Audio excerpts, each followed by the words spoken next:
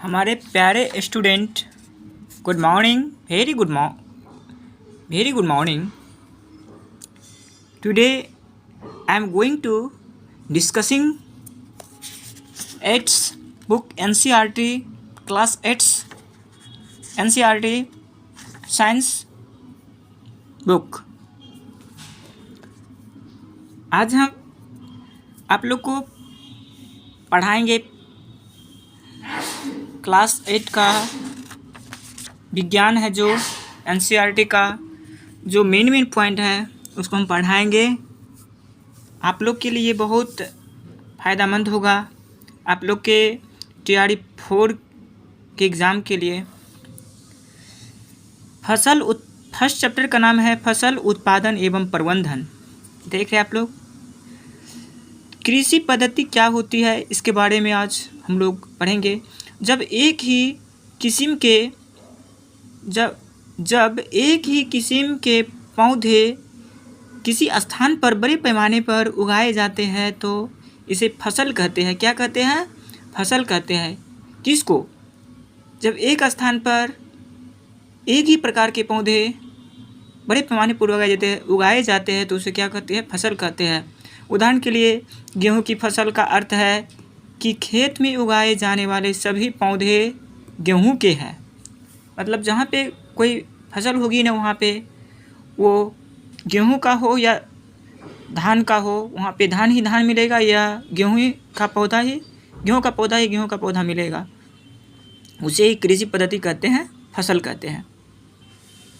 भारत एक विशाल देश है। यहाँ ताप, आर्द्रता और वर्षा जैसी जलवायु परिस्थितियाँ एक क्षेत्र से दूसरे क्षेत्र में भिन्न है। अतः देश के विभिन्न भागों में विविध प्रकार की फसलें उगाई जाती है। हमारे देश भारत एक विशाल देश है, उसमें तापक्रम, आर्द्रता, वर्षा जैसी जलवायु परिस्थितियाँ एक क्षेत्र से दूसरे क्षेत्र में भिन्न होती है।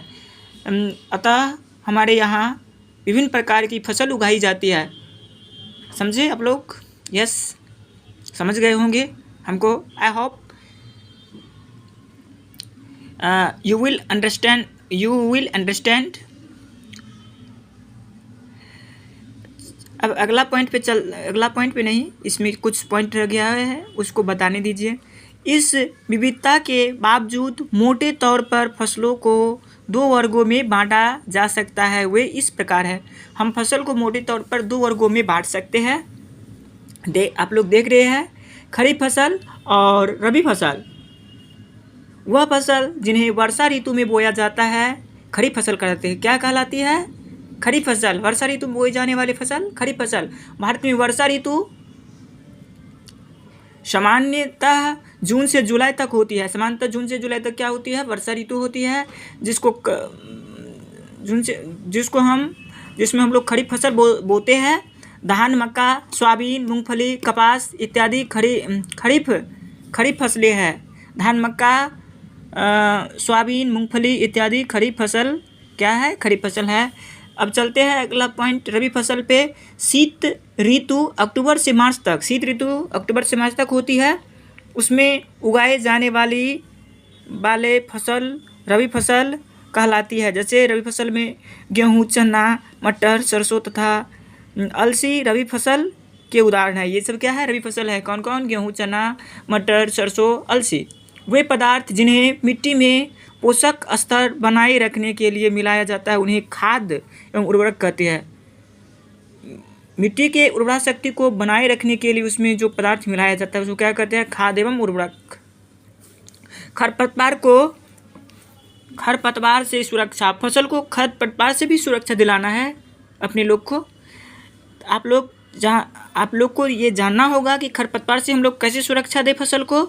खेत में कई अन्य अवांछित पौधे प्राकृतिक रूप से फसल के साथ उग जाते हैं। इस अवांछित पौधों को खरपतवार कहते हैं। हम लोग जब खेती पथारी करते हैं ना, हमारे पापा लोग, तो खेत में अवांछित कुछ पौधे उग जाते हैं, तो उन खरपतवार नाशी को, उन अवांछित पौधों को हम लोग क्या बोल सकते हैं? खरपतवार खरपतवार हटाने को निराई कहते हैं। खरपतवार हटाने को क्या कहते हैं हम लोग? निराई कहते हैं, उसको निराई कहा जाता है। रसायनों के उपयोग से भी खरपतवार नियंत्रण किया जाता है, जिन्हें खरपतवार नाशी कहते हैं। जैसे 2,4-D। 2,4-D क्या है? खरपतवार नाशी है, एक प्रकार का रसायन है जिससे खरपतवार को क्या किया जाता है? इस रसायन की सहायता से खरपतवार को नियंत्रित किया जा सकता है, खेत से हटाया जा सकता है। कटाई ऋतु के साथ कुछ विशेष पर्व जैसे पोंगल, बैसाखी, होली, दीपावली, नवान्या एवं बिहू जैसे जुड़े हुए हैं। ये कटाई ऋतु के साथ साथ क्या होता है?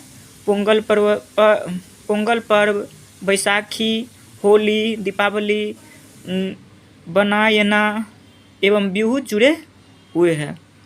गुड, आप लोग समझ गए। अब हम लोग चलते हैं अगला पॉइंट, भंडारण पे। उत्पादक का भंडारण एक महत्वपूर्ण कार्य है। उत्पादन का क्या है? भंडारण एक महत्वपूर्ण कार्य है। यदि फसल के दानों को अधिक समय तक रखना हो तो उन्हें नमी, कीट, चूहों एवं सूक्ष्म जीवों से सुरक्षित रखना होगा। हम लोग को फसल और फसल के दानों को अधिक समय तक सुरक्षित रखने के लिए उसको नमी से, कीट से और चूहों एवं सूक्ष्म जीवों से क्या करना पड़ेगा? सुरक्षित रखना पड़ेगा। भंडारण से पहले दानों को धूप में सुखाना आवश्यक है, जिससे उसकी नमी में कमी आ जाए। इससे उसकी कीट, पीड़कों, जीवाणु एवं कवक से सुरक्षा हो जाती है। ठीक है, इससे क्या हो जाती है? सुखाने पर भंडारण से पहले हम लोग क्या करते हैं? बीजों को धूप में सुखा लेना चाहिए, जिससे उसमें जो नमी होती है, नमी में कमी आ जाती है और इससे उसकी कीट पीड़कों, जीवाणु एवं कवक से सुरक्षा मिल जाती है। अब हम लोग चलते हैं, मछली स्वास्थ्य के लिए अच्छा आहार है। मछली स्वास्थ्य के लिए क्या है? अच्छा आहार है। हमें मछली से कोड लीवर तेल मिलता है। मछली से हमारी शरीर को क्या मिलती है? कोड लीवर तेल, जिसमें विटामिन डी अधिक मात्रा में पाया जाता है। मछली के कोड लीवर तेल में क्या अधिक मात्रा में पाया जाता है? विटामिन डी पाए जाते हैं। और इस चैप्टर का नाम था फसल उत्पादन एवं प्रबंधन। इसका जो NCERT का मेन टॉपिक था, मेन पॉइंट था, वो हम इस वीडियो में बता दिए। ठीक है, अब हम लोग इसका समरी थोड़ा देख लेते हैं। समरी में क्या सब है? अपनी बढ़ती हुई जनसंख्या को भोजन प्रदान करने के लिए हमें विशिष्ट कृषि पद्धतियों को अपनाना होता है। अपनी बढ़ती हुई जनसंख्या को भोजन प्राप्त कराने के लिए हमें क्या करनी पड़ती है? विशेष कृषि पद्धति को अपनाना होता है। किसी स्थान पर उगाए जाने वाले एक ही प्रकार के पौधों को फसल कहते हैं। भारत में फसलों को ऋतु के आधार पर हम 2 वर्गों में बांट सकते हैं, रबी फसल और खरीफ फसल। पहले आप लोग को बताए थे इस तरीक़ा से। ये इसका शॉर्ट समरी है, इसमें हम बता रहे हैं उस चैप्टर में क्या क्या पढ़ा है। जुताई करके मिट्टी तैयार करना और उसे समतल करना आवश्यक है। हम लोग को देखिए, जुताई करके क्या करना चाहिए हमारे किसान भाई को? इस कार्य के लिए हल और पाटल का उपयोग किया जाता है। जुताई के कार्य के लिए हल और पाटल का उपयोग बीजों को उचित गहराई पर बोना तथा उनके बीच उचित दूरी रखना अच्छी उपज के लिए आवश्यक है। बीज के बीच फसल के बीच दूरी रखना क्या है? फसल उपजाऊ के लिए आवश्यक चीज़ है, अच्छी बात है। बीजों की अच्छी किस्म का चयन करके स्वस्थ बीजों को बोया जाता है। सीड ड्रिल की सहायता से बुआई की जाती है। किसकी सहायता से बुआई की जाती है? बीज की सीड ड्रिल की सहायता से। मिट्टी में पोषकों की समृद्धि और पुनः पूर्ति की आवश्यकता होती है, जैसे कार्बनिक खाद उर्वरक के उपयोग से किया जाता है। मिट्टी के पोषक तत्वों की समृद्धि को पुनः स्थापित करने के लिए हम लोग कार्बनिक खाद एवं उर्वरक के सहायता लेते हैं। ठीक है, फसलों की नई किस्मों के आने से रासायनिक उर्वरकों के उपयोग में बहुत वृद्धि हुई है। उचित समय एवं अंतराल पर फसल को जल देना सिंचाई कहलाता है। उचित समय और अंतराल पर फसलों को जल देना सिंचाई कहलाता है। निराई में अवांछनीय एवं बिना उगाए पौधे को हटाया जाता है जिन्हें खरपतवार कहते हैं। निरय में क्या किया जाता है? अवांछनीय और बिना उगाए पौधों को हटाया जाता है।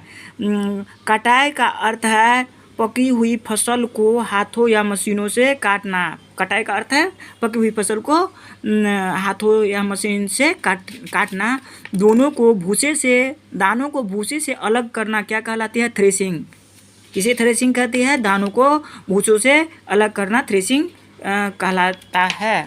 ओके, आज हम लोग 8th क्लास का NCERT का मेन पॉइंट जो फर्स्ट चैप्टर में है वो हम लोग करने जा रहे हैं और ये समाप्त भी होने वाला है। आप लोग बीजों को पिरकों एवं सूक्ष्म जीवों से संरक्षित करने के लिए उचित भंडारण आवश्यक है। बीजों को पिरकों एवं सूक्ष्म जीवों से संरक्षित करने के लिए उसका भंडारण क्या है? आवश्यक है। पशुओं को पालकर भी खाद्य पदार्थ प्राप्त किया जाता है, इसे पशुपालन कहते हैं। पशुओं को पालकर खाद्य पदार्थ प्राप्त करना क्या कहलाता है? पशुपालन कहलाता है। चलिए आज हम लोग फर्स्ट NCERT क्लास 8 के NCERT फर्स्ट चैप्टर 8 क्लास के NCERT के फर्स्ट चैप्टर जिसका नाम था फसल उत्पादन एवं प्रबंधन, उनको मेन पॉइंट हम लोग देख लिए। इसी से BPSC एग्ज़ाम TRE 1, 2, 3 में पूछा गया है और आगे TRE 4 में भी पूछा जाएगा।